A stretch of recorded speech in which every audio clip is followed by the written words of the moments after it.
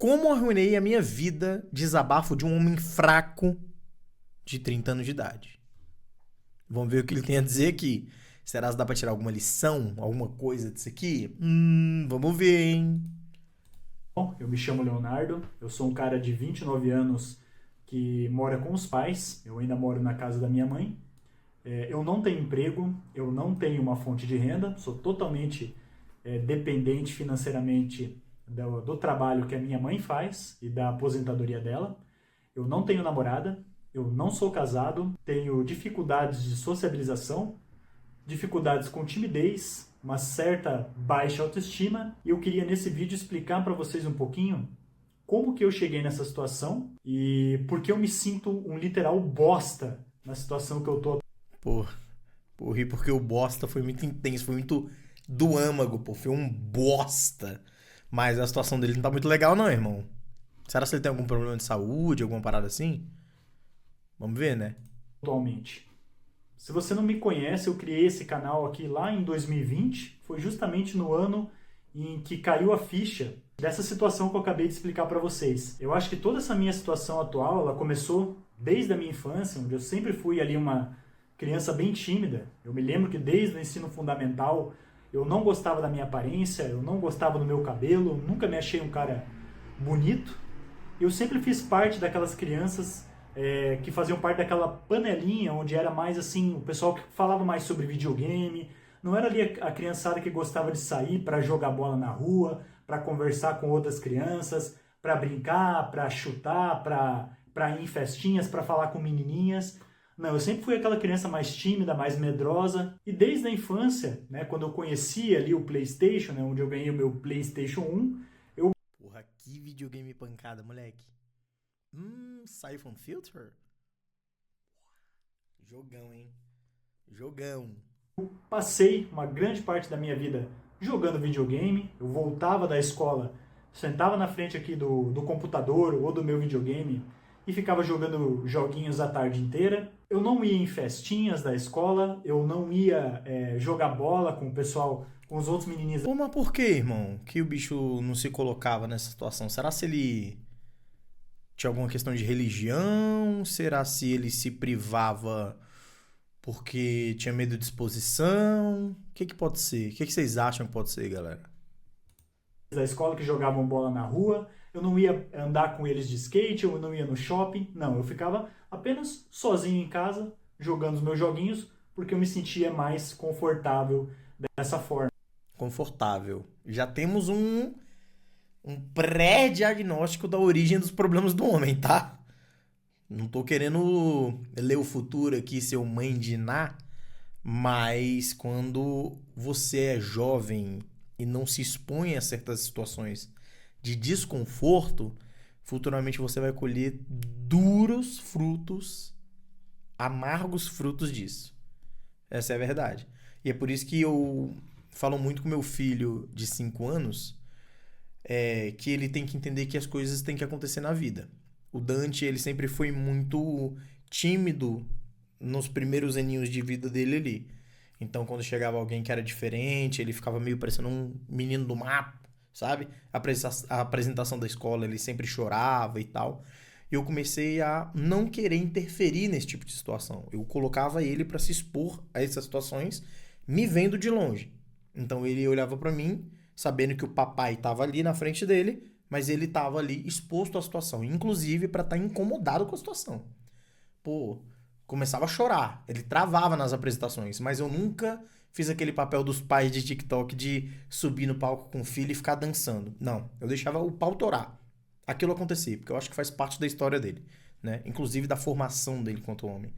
Então eu acho que ficar sempre num lugar muito seguro nessa fase de formação humana é muito perigoso. E aí tem alguns outros pontinhos assim que eu analiso, tá? Mas vamos ver o que ele tem a dizer primeiro. Vamos lá. Se eu estava aqui em casa, eu não precisaria aturar ali piadinhas ou mesmo ter que enfrentar outras crianças que eram maiores do que eu Uhum. e que praticavam ali certo. A Faziam zoeira, né? brincadeiras, Bullying, eu não pô. considero aquilo lá como bullying, Ah. certo? Mas que faziam ali certas brincadeiras, assim, e eu não conseguia reagir adequadamente ali as brincadeiras, né, dessas outras crianças, assim, a zoação, né? Sim. Esse meu vício em videogames, que começou quando eu era ali criança, ele se estendeu para minha adolescência, quando começou essa época ali de platinar jogos, de você fazer o jogo 100% perfeito, conseguir todas as conquistas, o que literalmente foi ali o ponto final para minha destruição, né, onde eu queria, cada joguinho que eu jogava, eu queria passar horas ali para conseguir todas as... Vocês passaram por essa fase? Eu não passei não, mano. É claro, nem videogame eu tinha, né? Era um pobre. Mas... o único videogame que eu tive foi o Super Nintendo, mas eu não tive essa fase aí das conquistas dos jogos e tal, tipo, que você vai liberando as conquistas, né? Eu não passei por isso não, galera. Vocês passaram? Alguém de vocês passou por isso? Tipo, vocês piravam com essa parada mesmo? De liberar as conquistinhas? as conquistas, uma coisa que hoje eu considero uma coisa muito idiota de se fazer.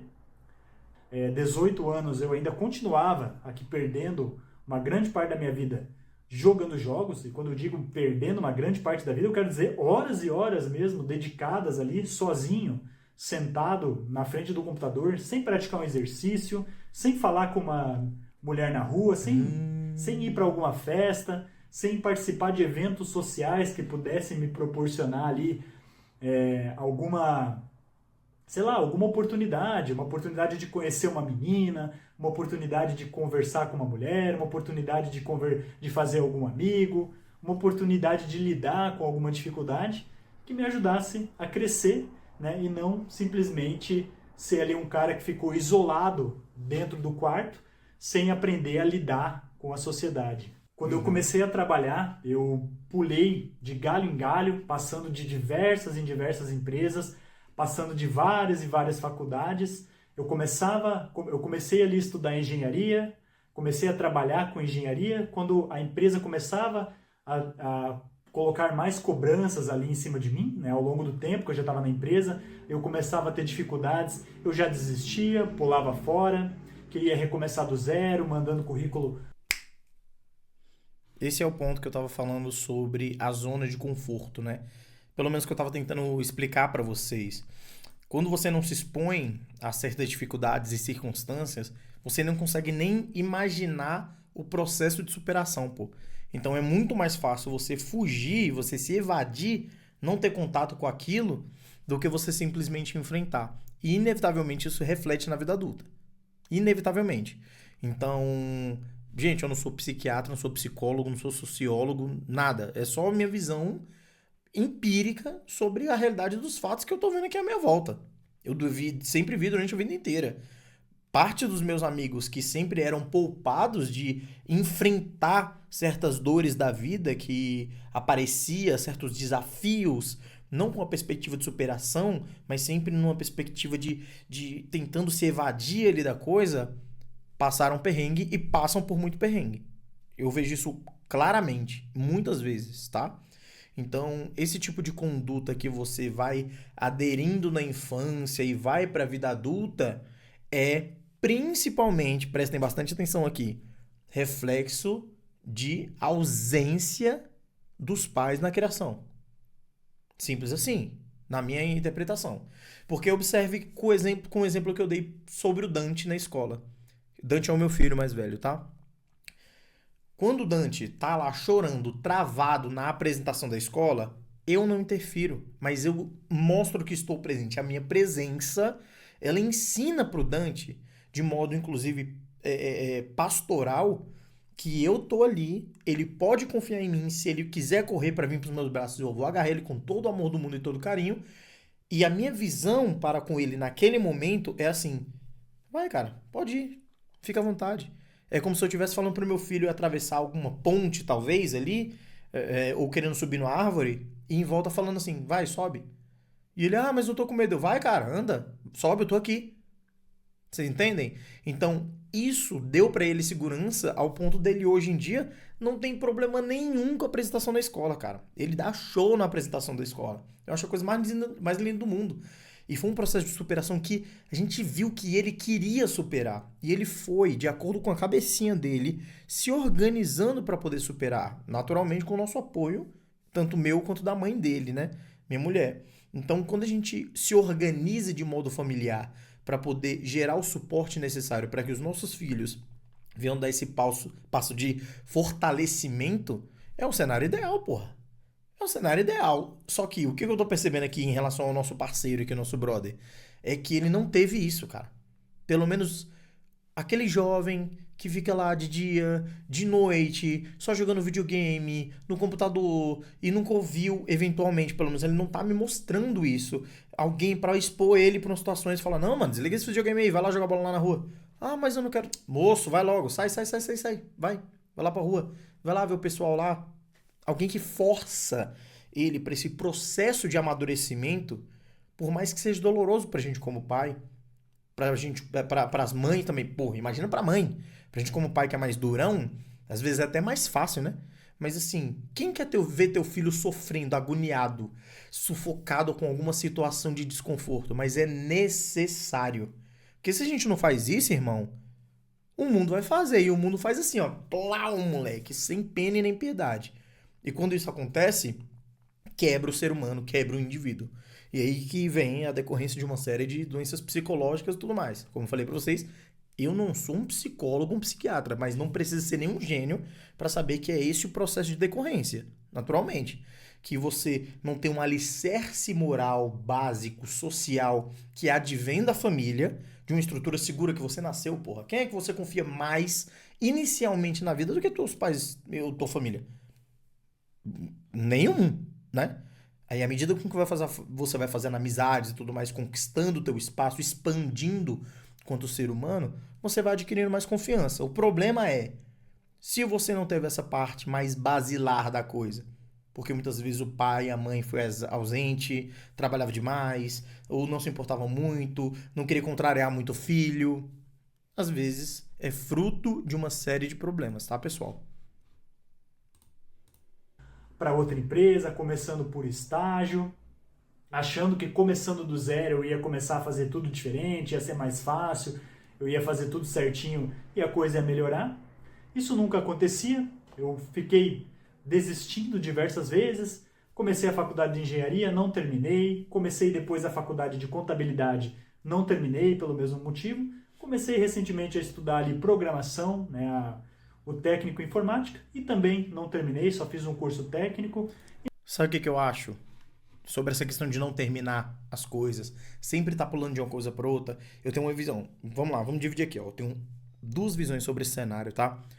Número um, você já é uma pessoa que tem uma formação, você já tem um caminho, você já tem uma carreira. Eu tenho um pensamento específico sobre esse negócio de ficar pulando de emprego, tá? Principalmente no início da carreira. Mas depois a gente vai falar sobre isso.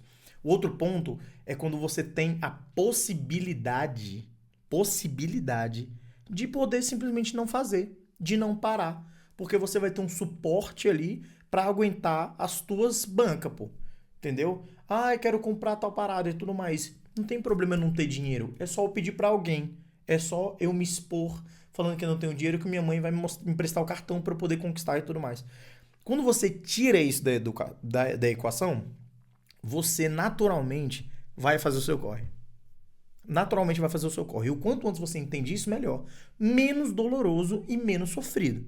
Quanto menos você quer depender dos outros ou do aval dos outros para fazer as coisas que estão dentro das suas possibilidades quanto um adulto funcional, melhor, porra.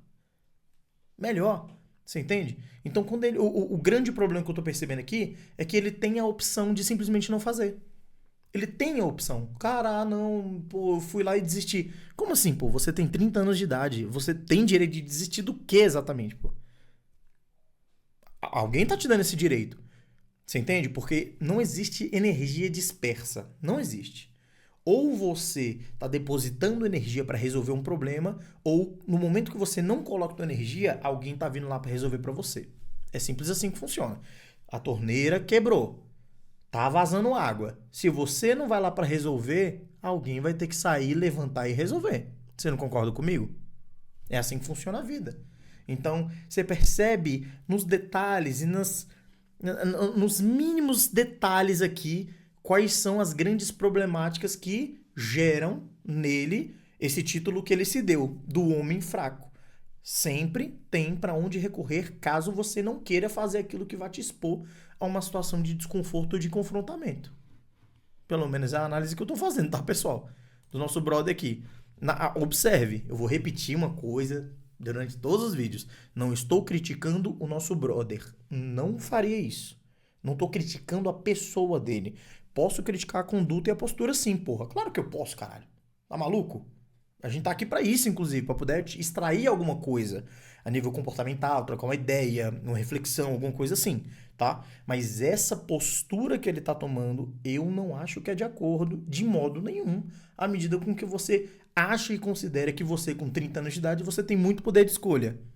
Deixa eu te explicar uma coisa. Você não tem. Você não tem. Principalmente se você não criou nada ainda. Você não formou nada na vida. Não tem uma família, não tem um pinto pra dar água e também não tem um emprego. Você não tem muito poder de escolha. Você não concorda comigo? Ah, mas os meus pais me dão a parada, velho. Não conte com isso durante muito tempo. Você tem que se desprender disso o mais rápido possível. Presta atenção. Não é que eu tô falando pra você não ter o suporte dos seus pais, pra você eventualmente não usufruir do conforto que seus pais tanto batalharam pra te dar. Não tô falando isso. O que eu tô falando é pra você aproveitar isso pra poder potencializar os seus ganhos nesse processo de emancipação dos pais. Deu pra entender o que eu tô querendo dizer? E não finalizei a faculdade, desistindo realmente de seguir nessa carreira. E cheguei na situação atual que eu estou, novamente ali desempregado, sem ganhar um tostão de dinheiro, dependendo totalmente da minha mãe e me sentindo um bosta por isso. Para vocês terem ideia da minha dependência, hoje eu sou um cara tão ruim que eu literalmente não faço a minha própria comida, eu não lavo a minha própria roupa, eu basicamente não cuido da limpeza da casa, nem mesmo do meu próprio quarto. Isso muitas vezes fica a cargo ali. Cara, tomara que ele esteja zoando. Eu tô numa expectativa pra isso, cara.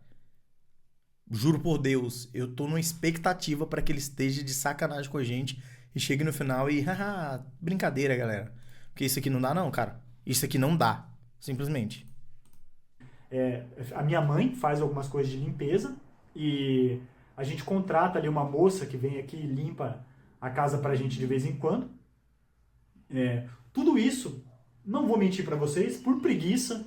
Preguiça, né? Muitas vezes eu ficava aqui na frente do computador jogando joguinho enquanto a minha mãe fazia as tarefas de casa. Né? Eu acho que talvez a minha mãe, depois que o meu pai faleceu, ela tenha sido realmente um pouco mole comigo. Não estou colocando a culpa nela, isso é única e exclusivamente culpa minha. Né? Se isso é única e exclusivamente culpa sua também não, irmão. Não acho que também seja isso, não. Mas... vamos lá. Estou até expondo, fazendo esse desabafo aqui na internet para ficar registrado mesmo. Eu não tenho medo de falar essa minha situação atual, porque eu tenho a consciência de que eu vou mudar. Então, esse vídeo que eu estou fazendo é para expor a minha realidade não só para vocês, mas também para deixar aqui para mim mesmo essa vergonha, esse homem vergonhoso que eu sou, porque eu realmente quero mudar a minha vida. Talvez Deixa só ele terminar para eu poder fazer uma observação. alguns caras se identifiquem comigo nesse vídeo e talvez isso ajude vocês a não chegarem nesse ponto que eu cheguei. Caras talvez aí sejam mais jovens, que estejam perdendo muito tempo com videogame, que tenham ali muita timidez com mulheres e que nesse momento pode ficar na tua cabeça que não tem problema, que mulher é tudo ruim, mas vão por mim quando vocês começarem a crescer, ficarem assim numa idade mais avançada que nem a minha, vocês vão sentir falta de serem homens verdadeiramente másculos, homens de verdade, independentes, seguros de si, que sabem o que querem, que sabem o que fazer. Vamos lá, antes da gente entrar nesse mérito em relação a mulheres, de relações interpessoais aqui, tá? Cara, eu tô meio de cara assim, gente, de verdade mesmo, pô. Eu não tô zoando nem um pouco com vocês, moleque. Eu tô meio assim, porque essa é uma postura que diz muito o seguinte. Primeira coisa, ele não é que ele sente uma vergonha, pô. Ele não sente uma vergonha. Eu vou explicar pra vocês o porquê que ele não sente uma vergonha, cara. A razão é muito simples. Porque ele sempre soube da escolha que tava fazendo. Todos nós sabemos quando a gente faz uma escolha ruim, não é? Todos nós sabemos que a gente não deve comer aquela fatia de bolo naquele momento. Todo mundo sabe. A gente só compra a briga. A gente fala assim, bicho, tudo bem. Eu compro o revés de fazer isso aqui, né? Eu acho que todos nós também sabemos quando a gente está sendo negligente, quando a gente está sendo preguiçoso, quando a gente está sendo fraco. A gente sabe, pô. A gente sabe. Todo ser humano tem essa parada na cabeça. A gente simplesmente escolhe se quer tomar o caminho ou não. Isso é uma coisa que acontece, tá? Só que tem uma coisa que ela enfraquece à medida com que o tempo passa, quando você vai tomando decisões ruins. Inclusive, eu vou discorrer um pouco sobre isso, tá, pessoal? Que é a nossa vontade. O que é a nossa vontade? Eu não tô falando da vontade do querer, como, eu queria fazer alguma coisa, não.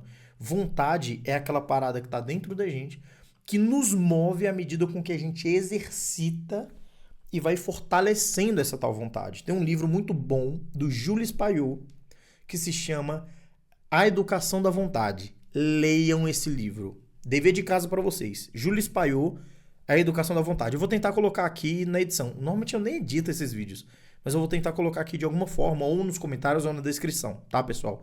O que diz esse livro da Educação da Vontade? À medida com que você não se expõe por situações que você teria uma postura mais sacrificial. É claro que ele faz uma visão muito maior, tá? Mas quando você não se expõe a situações sacrificiais, você não educa a sua vontade a fazer aquilo que você não quer, mesmo sabendo que é melhor. Então, quando você não vai educando a tua vontade à medida com que o tempo passa, você vai enfraquecendo a sua vontade. Quando você, na hora de ir para academia, simplesmente não vai para academia, com o tempo, a chance de você ir para academia diminui. Se você não se esforça para fazer aquela dieta, para estudar, para sentar a bunda na cadeira, para fazer aquela coisa. À medida com que o tempo passa, essa vontade vai ficando cada vez menor. Vai ser mais difícil superar e educar a sua vontade. E a única forma, naturalmente, de maneira resumida, né? A gente pode fazer um vídeo só sobre educação da vontade. De fazer as coisas da forma correta, como a gente educa a vontade, é se expondo por situações que a gente fica, inclusive, desconfortável em fazer aquilo que precisa ser feito, tá? Então, quando eu comunico para vocês esse tipo de coisa aqui, da educação da vontade, perceba que na linha de tempo desse nosso brother aqui, uma coisa muito simples e muito clara, pô. Ele não se colocava à disposição de se expor a esses cenários de desconforto. E à medida com que o tempo vai passando, ele nem vai percebendo, mas as coisas vão acontecendo, pô. Você vai chegar nos seus 30 anos de idade e você perdeu uma série de situações que naturalmente iriam te colocar em xeque. E você só poderia sair bem daquela situação se você tivesse experiência, mas não tem como você adquirir experiência se você não está em campo, se você não passa pela coisa, né? Então, uma das coisas que eu falo muito, assim, para amigos, conhecidos, quando a gente vai falar sobre formação de filhos, eu falo assim, cara, eu só posso falar até crianças de 5 anos de idade. Sei como é que funciona. Eu tenho 2 e eu imagino que sei como é que funciona baseado nas nuances aqui que eu tô tratando dentro da minha realidade. Você entende? Mas eu não posso falar como é que é ter um filho adolescente, como é que é ter um filho adulto, não posso falar nada sobre isso. Eu ainda não tenho a experiência necessária, mas me coloco à disposição para poder aprender. E quando a gente for aplicar, eu quero acertar o máximo possível. Mas é porque eu me exponho a esse tipo de situação. Agora, o nosso brother aqui, por exemplo, como ele está citando o exemplo de mulher, no momento você não sente falta quando você é adolescente, mas quando você vai ficando mais adulto, você vai perceber que faz muita falta você não ter tido esse contato com mulheres, esse jogo de cintura, você ter essa postura mais alfa e tudo mais. Gente, eu vou falar uma coisa aqui pra vocês. Na minha adolescência, eu tinha muita dificuldade, mas muita dificuldade pra poder chegar em mulher, chegar nas minas. Eu tinha muita dificuldade. Pra vocês terem uma noção, eu beijei na boca pela primeira vez com 18 anos de idade, pô. Tem galera que, porra, já alucina com 18 anos de idade. Mas é porque eu tinha muito medo. É medo mesmo o sentimento. De chegar... Na verdade, nem foi com 18 anos de idade, gente. Eu acho que foi com 17, 16. Uma coisa assim, tá? Mas, pra galera da minha idade, já era... Pô, a galera já tinha beijado na boca há muito tempo, sacou? A galera já tava namorando. Era uma loucura. Só que eu quero que vocês entendam o seguinte. O que eu fiz para poder mudar uma postura que só me gerou bons frutos, pô, na minha vida.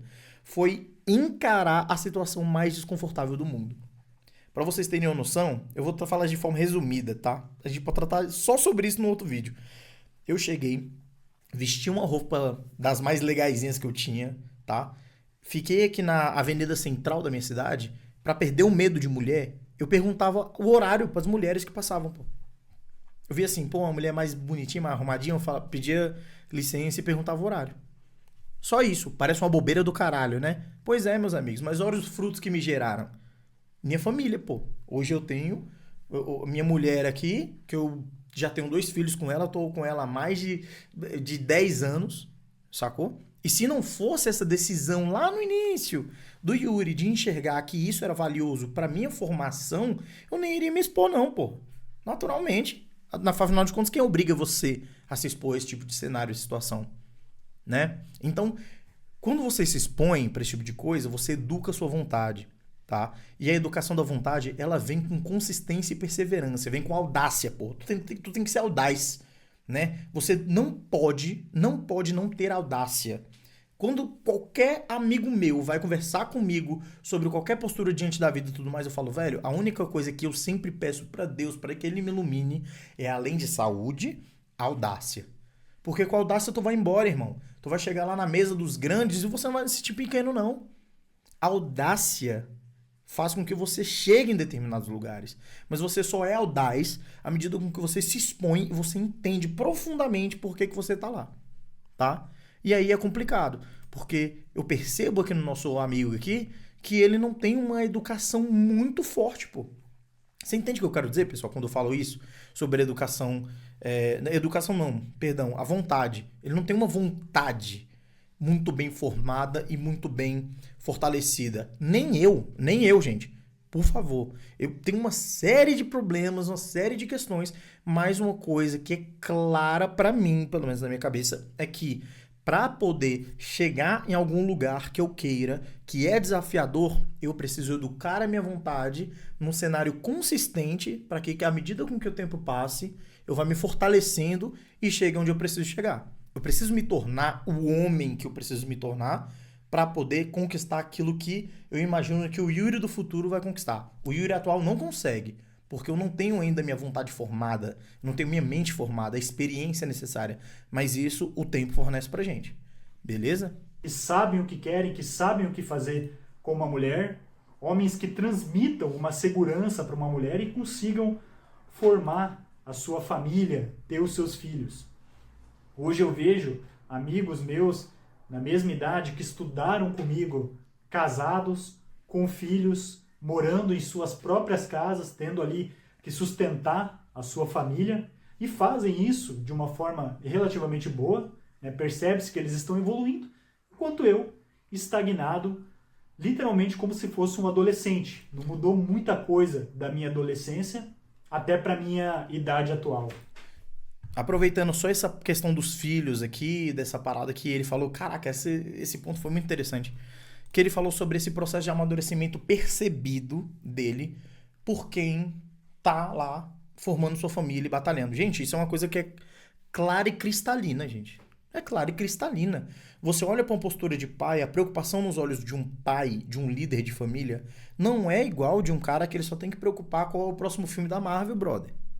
Não é. Não tô falando que um é melhor do que o outro. Só tô falando que naturalmente, pelas regras claras e básicas, a ideia é que um seja mais funcional do que os outros. Porque um já entendeu o que é se sacrificar por mais pessoas do que o outro. Simples assim. Vocês estão entendendo o que eu tô querendo dizer? Então, observe o quanto é interessante também a gente imaginar que quando você vai formar uma família, e eu posso falar porque eu tenho lugar de fala pra isso, cara, você não tá pronto, velho. Você não tá pronto. Não tem nenhum livro que diga pra você assim, cara, vai acontecer isso, desse jeito, e você vai lidar dessa forma. Não, cara. Cada realidade é uma realidade, mas você vai percebendo que existe uma amostragem na sociedade que permite com que a gente perceba regras, cenários repetitivos para que você adeque ou não dentro daquilo que você quer para tua vida quanto pai e como mãe. Então, quando eu olho pra rua e vejo a forma que as pessoas criam seus filhos, é dali que eu tiro a média ideia que eu quero embutir na minha cabeça como pai para poder inserir dentro da minha casa. Mas isso só acontece à medida com que eu me exponho. Vocês vão perceber que eu vou ficar repetindo essa parada aqui, da exposição. Porque sem você se expor para a situação, como é que você acha que você vai dar o próximo passo? Como é que você acha que você vai constituir uma família se nem falar com mulher tu consegue falar? Como? E à medida com que o tempo passa, se você não se expõe, a sua vontade vai enfraquecer. Sua vontade enfraqueceu, papai? Aí lascou-se. Essa é a real. Então, caras, eu me sinto um literal bosta, me sinto horrível por isso. Graças a Deus, ter começado esse canal em 2020, para quem já está no meu canal há mais tempo, talvez tenha percebido isso, eu consegui algumas melhorias, eu comecei realmente a reconhecer essa minha situação, né, a reconhecer quem eu era e procurar mudanças. Eu foquei muito na mudança estética, justamente ali para eu conseguir melhorar ali a minha... para eu melhorar a minha habilidade com as mulheres, né?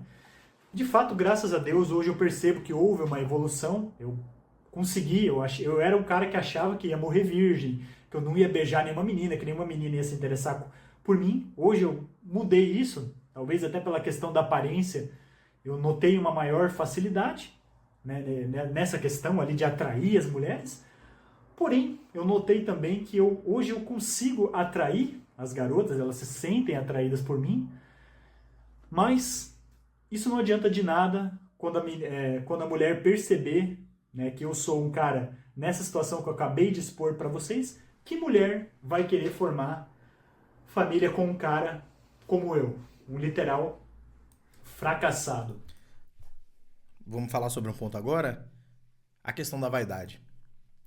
Vou falar um negócio pra vocês aqui. A primeira coisa que eu aprendi quando eu tava nesse processo de formação de virar um hominho pra perder o medo de falar com mulheres e tudo mais, é que muitas pessoas falavam sobre essa questão de você, dar aquela arrumada em você e tudo mais, pra você ganhar aquela confiança e tal. Isso, por um lado, é interessante e certo, tá? Mas isso não tem que ser o ponto principal. E eu vou falar pra você o porquê. Quando você vai desenrolar com a mina, ela sabe de longe, se você tem um desenrolo ou não. Ela sabe de longe.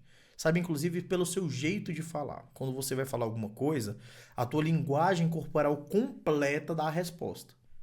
Simples assim. Então, o que eu quero dizer com tudo isso? Não adianta você querer ajustar uma casca para uma realidade que vai naturalmente exigir com que você quebre essa casca e mostre seu todo. Isso serve para tudo, gente. Para todos os cenários. É a mesma coisa chegar numa entrevista de trabalho, seu bonitão que apresenta bem, fala, nossa, pessoal, eu sei fazer isso, isso e isso, domino esses softwares, converso em inglês, em mandarim, em alemão, em javanês, e assim, tal. E no primeiro dia de trabalho você já expõe um cara merda que você talvez possa ser, mas lá pela casca, pela exposição rápida ali, você conseguiu se vender. Esse é um problema. Então, o que eu comecei trabalhando comigo mesmo? Eu falei assim, cara, primeiro, pra poder ter um papo interessante, eu tenho que ser interessante, porra. Eu olhei pra mim mesmo e falei, porra, Yuri, o que tu tem de interessante, mano? O que faz de você ser um cara interessante? Afinal de contas, tá? Mano, é o momento que você tem que olhar pra você mesmo com um olhar de sinceridade, pô. Você tem que ter a coragem, não só de falar, eu sou fraco, eu sou desinteressante, mas isso tem que virar alguma coisa. Alfred Adler, que era aluno de Freud, ele falava assim, beleza, agora que você sabe aí a origem dos teus problemas, tu sabe que tu tem um probleminha aí e tudo mais, o que você vai fazer em relação a isso? O que você vai fazer em relação a isso? Essa é a postura que a gente tem que adotar. Não adianta você se reconhecer como uma pessoa fraca, como uma pessoa frágil, se você não consegue entender com clareza que a necessidade de gerar força e energia a partir da exposição, você crescer a partir da medida com que você se expõe, é necessário também, cara.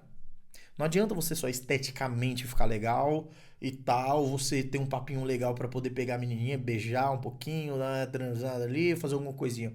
Isso não vale de nada, no final das contas, gente. Sendo muito honesto, isso não vale de nada.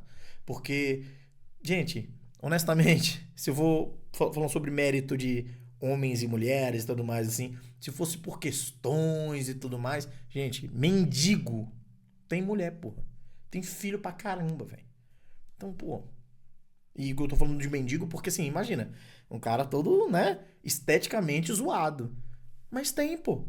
Então as coisas não são por aí. Não são por aí. E aí vocês estão vendo um exemplo claro disso aqui. Quando você não quer gerar o resultado no profundo da raiz da coisa. Isso me pega, mano. Vai e resolve o fundo da raiz da parada. Você é desinteressante por quê? Porque esteticamente é o mais fácil, galera. É o mais fácil, faz um corte de cabelo legal, troca suas roupas. Acabou, pô. Acabou, mano. É isso. Só que o que adianta se você se mascarar, você se vestir e sua postura não mudar? E sua postura, sua visão em relação às coisas, a forma na qual você vai falar, a tua linha de pensamento diante das coisas, da realidade, dos fatos que acometem a sua própria vida. É isso, pô. Então, caras, esse vídeo é isso. Ele ficou assim dessa forma, é mais um desabafo, tá? Hoje, graças a Deus, eu já tenho um plano do que eu vou fazer para mudar essa minha realidade. Se você se identificou comigo, gostaria de acompanhar o meu canal, eu pretendo trazer Massa. aqui algumas dicas, coisas que eu fiz em mim mesmo e que já me melhoraram muito, né? Se fosse para dar uma dica atualmente nesse vídeo, eu diria para vocês, muito cuidado com o videogame. Ele tem um potencial destrutivo absurdo na sua vida, que você normalmente só vai notar no futuro. É uma coisa muito pouco divulgada, né? Hoje eu sei que tem gente que ganha dinheiro com videogame, né? Que esse mercado cresceu pra caramba, que tem pesquisa que fala que não sei o que jogar videogame te deixa mais inteligente.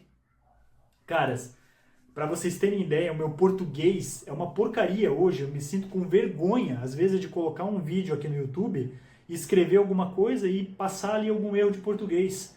Quando alguns de vocês fazem alguns comentários aqui no meu canal e eu vou responder, eu fico com medo de cometer ali algum erro ortográfico e enviar essa resposta para vocês. Mas eu não vou mentir. O meu português é horrível. Eu muitas vezes não sei se uma palavra se escreve com 2 S ou com C cedilha. Eu não sei aonde colocar determinada acentuação, aonde vai o ponto, aonde vai a vírgula. E eu acredito que isso tudo tenha vindo pelo meu completo desleixo com a minha vida na adolescência, o desleixo com a escola, né, onde eu podia ter estudado melhor. Mas não, ficava só jogando joguinhos, era o que me interessava na época. Eu vejo alguns youtubers aí hoje em dia com uma dialética, um jeito de falar, um jeito de escrever tão impressionante, caras mais jovens do que eu, ali com 20 anos.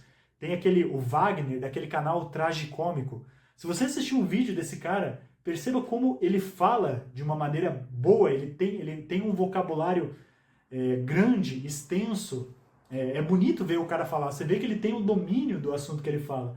Enquanto eu, um cara aí de 29 anos, aí ó, morando com os pais, se sentindo bostão, com um corpo que não considera um corpo másculo, né, um braço fino pra caramba, gordura, aqui, não seria nem ginecomastia, mas uma gordura acumulada aqui no peitoral. Cara, uma coisa horrível, tá? Então, essa é a minha situação atual. Eu não... Para terminar o vídeo, não vou dizer que não melhorou. Hoje, pelo menos eu tenho na minha cabeça o que eu preciso fazer para mudar a minha realidade. Se você pesquisar pelo termo How I Ruined My Life, né? Principalmente em inglês, porque em inglês eu notei que tem mais. Então, como eu arruinei a minha vida, alguma coisa assim, pesquise no YouTube, você vai ver vários caras que fizeram vídeos parecidos como o meu, né? Então, realmente, o cara explicando como ele chegou nesse ponto onde ele arruinou a vida dele, onde hoje ele é um cara que não tem facilidade com mulher, ele se considera um cara beta, ele não se considera um homem de verdade, assim como eu não me considero. E você vai notar que, geralmente, tem alguns pontos em comum com esses que eu falei aqui pra você. O videogame, ficar muito em casa, ficar isolado. A única diferença que eu noto é que, geralmente, esses caras, eles consideram que a vida deles já acabou, que eles realmente arruinaram a vida deles para sempre, de uma maneira que não tem mais como retornar. No meu caso, eu afirmo que eu arruinei a minha vida aqui até os meus 30 anos, né? Mas eu não acredito que não tem escapatória para mim. E da mesma Sem forma, eu não, não paizão. acredito se você está numa situação Tá parecida que não vivo. tenha escapatória para você. Então, por mais que a gente tenha chegado num nível tão ruim, eu acredito realmente, eu percebi isso já fazendo algumas coisas, que é possível sim mudar.